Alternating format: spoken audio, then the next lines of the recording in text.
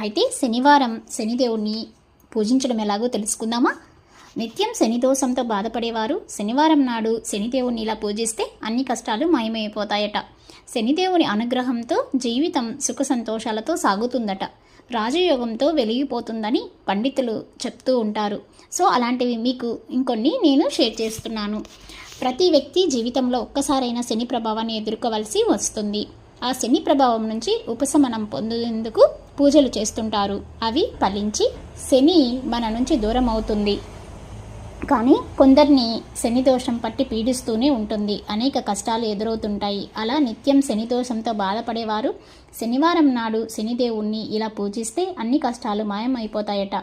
శనిదేవుని అనుగ్రహంతో జీవితం సుఖ సంతోషాలతో సాగుతుందట. రాజయోగంతో వెలిగిపోతాడని పండితులు చెప్తున్నారు.